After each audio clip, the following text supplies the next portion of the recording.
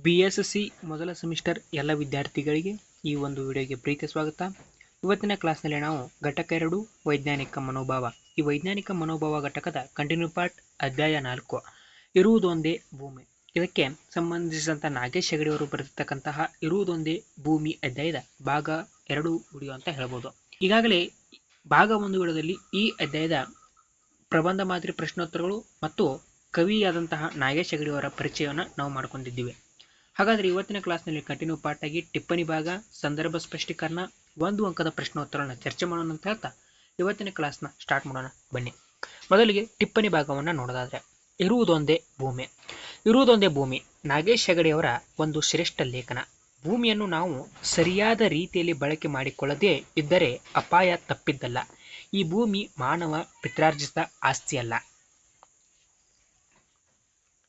ಇತರ ಅಸಂಖ್ಯ ಜೀವಿಗಳಂತೆ ಮಾನವ ಕೂಡ ಒಂದು ಜೀವಿ ಅಷ್ಟೇ. ಜೀವಿಗಳ ಈ ಸಂಕೀರ್ಣ ಜಾಲವನ್ನ ಮಾನವ ನೇಯ್ದದ್ದಲ್ಲ ಅಂತ ಈ ಜಾಲದ ಒಂದು ಎಳೆ ಅಷ್ಟೇ. ಈ ಜಾಲಕ್ಕೆ ಮಾನವ ಏನೇ ವಿಪತ್ತು ತಂದರೂ ಆತ ತನಗೆ ತಾನೇ ವಿಪತ್ತು ತಂದುಕೊಂಡಂತೆ.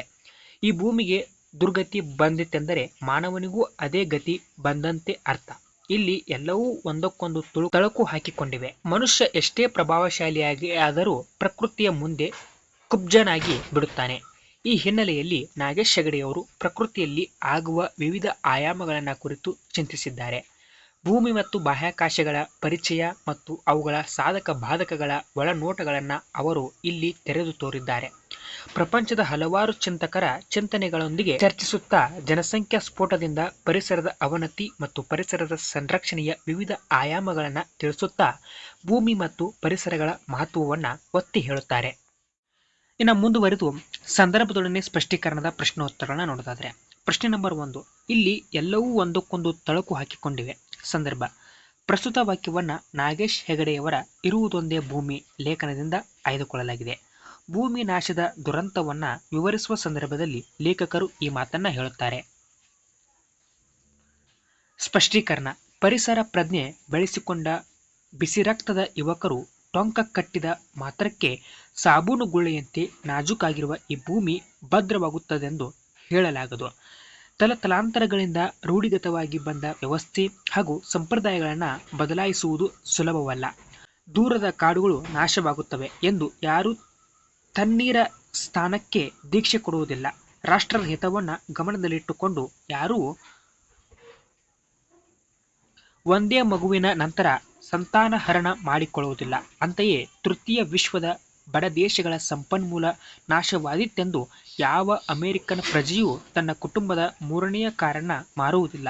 ಇದನ್ನ ವಿವರಿಸುತ್ತಾ ಲೇಖಕರು ಈ ಮೇಲಿನಂತೆ ಹೇಳುತ್ತಾರೆ ಎಂಬುದು ಉತ್ತರವಾಗಿತ್ತು.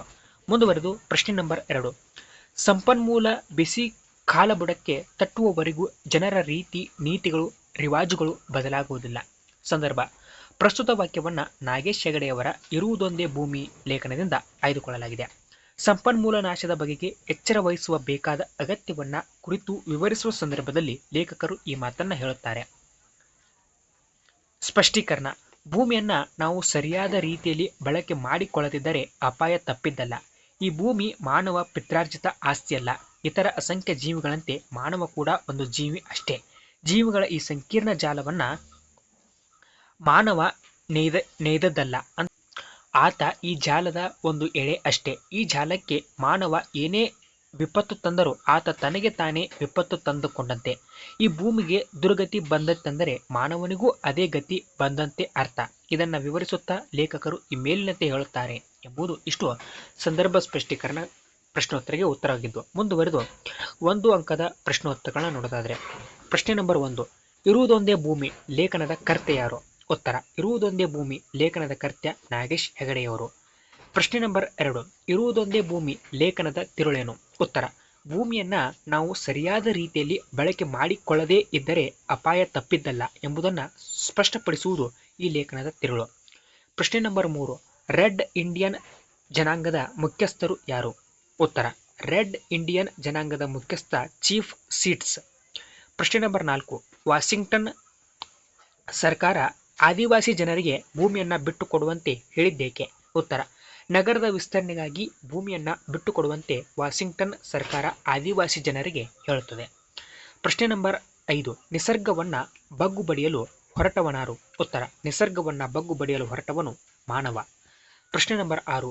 ಪರಿಸರ ಪ್ರಜ್ಞೆ ಬೆಳೆಸಿಕೊಂಡವರಾರು? ಉತ್ತರ, ಪರಿಸರ ಪ್ರಜ್ಞೆ ಬೆಳೆಸಿಕೊಂಡವರು ಬಿಸಿ ರಕ್ತದ ಯುವಕರು.